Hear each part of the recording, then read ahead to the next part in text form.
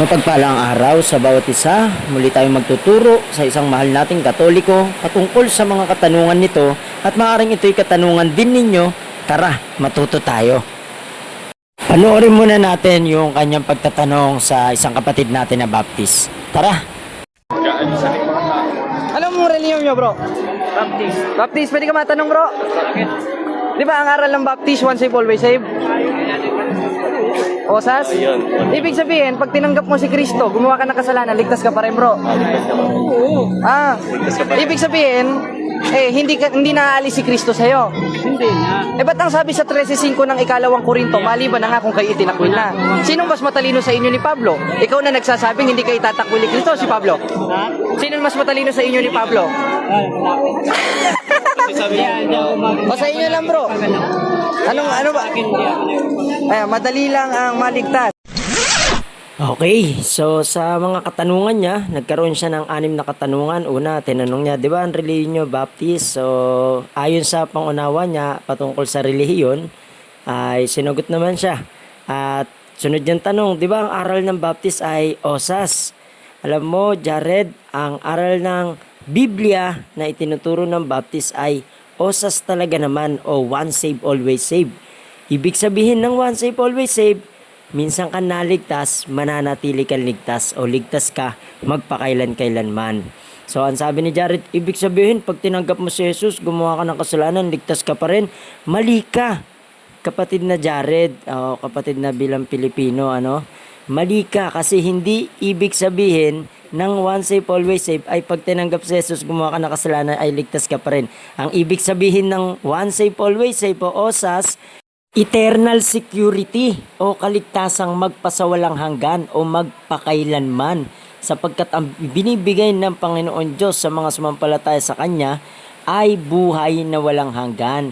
Ibig sabihin, minsan ka naligtas, mananatili kang ligtas, mamaya bukas hanggang sa kamatayan, ligtas sa hatol ng impyerno, uuwi balang araw sa kalangitan.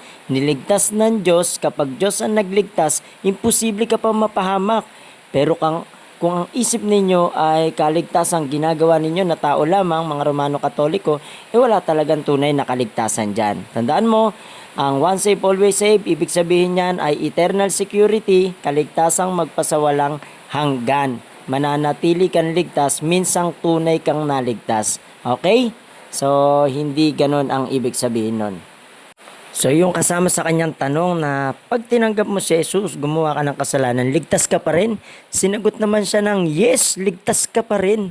Sapagkat ang kaligtasan ay hindi sa pag-iwas mo sa kasalanan o sa mga ginawa mong kasalanan. Ang kaligtasan ay sa biyaya ng Diyos sa pamamagitan ng pananampalataya kay Kristo Jesus, hindi sa inyong sarili, ito'y kaloob ng Diyos. Hindi sa mga gawa ni ang sinuman ay huwag mapuri. Minsan kang naligtas, mananatili kang ligtas sapagkat ang Diyos ang nagligtas, nagliligtas at magliligtas. Ibig sabihin nun na ikaw ay ligtas, hindi nakahatulang maparusahan.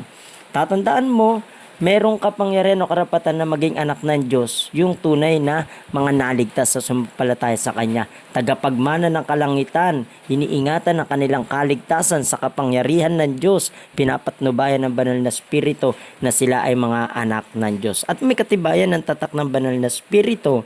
Sinabi po yan sa Efeso 1:13 hanggang 14. Tinatakan hanggang sa araw ng katubusan ng pagbabalik ng Panginoong Kristo Jesus. At may katiyakan ng buhay na walang hanggan. Dahil tupa na, hindi kailanman mapapahamak, sabi ng Panginoong Kristo Jesus sa Juan 10:26 hanggang 28. Hanggang 29 na idagdag mo. At merong patotoo may record sa unang Juan 5:11 hanggang 13 upang alam ninyo na kayong sumampalataya sa buktong na anak ng Diyos ay may buhay na walang hanggan. At syempre, ang nakatanggap ng buhay na walang hanggan ay ang kaluluwa ng tunay na sumampalataya kay Kristo Jesus. Kasi yung physical na katawan, babalik sa lupa, may buhay na yan, pero may hangganan. Pero yung buhay na walang hanggan ay sa kaluluwa ng tunay na sumampalataya kay Kristo Jesus bilang Panginoon Diyos at tagapagligtas. Isa pang katotohanan, tunay na hindi aalis si Kristo sa buhay ng mga tunay na sumampalataya sa Kanya. Kasi nga, once save, always save eh. Mananatili siya sa mga buhay nito. At sabi pa nga niya sa Juan 14, mananahan sila ng Ama sa tao na sumampalataya sa Kanya. Tingnan mo, sabi po ng 23, sumagot si Jesus at sinabi sa kanya, kung ang sinuman ay umibig sa akin ay kanyang tutuparin ang aking salita at siya'y iibigin ng aking ama at kami pasa sa kanya at siya'y gagawin naming aming tahanan. Ibig sabihin, kung doon maninirahan sa taong sumampalataya kay Kristo Jesus, ang ama at si Jesus, mananatili talaga, hindi aalis. At walang sinabi si Jesus na ako'y aalis sa kanya. At may patotoo ng banal na spirito na itinatak bilang pangako. At ito ay magpakailan-kailanman. Mababasa mo rin yan sa Efeso 4:30, Efeso 1:13 hanggang 14, Roma 8:9 at 14. May banal na spirito. Juan 14, 16, 17, mananatili magpakailanman, hindi ka iiwan, sabi ng Panginoong Jesus mismo. At yun sa 2 Corinthians 13:5, hindi yan babala laban sa pagkawalan ng kaligtasan, kundi hamon para suriin kung totoo ngang may kaligtasan yung mga tao na yun. Sapagkat once truly saved, always saved. Siguraduhin mong tunay kang saved. Yung 2 Corinto 13:5, yung pagsisiyasat, yung malibang kayo itinakwil sa konteksto, talata yan, hindi tungkol sa pagkawalan ng kaligtasan. Pagsusuri yan kung tunay nga silang naligtas na. Walang sinabi si Pablo, baka mawala ang kaligtasan mo. But rather, siguraduhin mo totoo ang kaligtasan mo.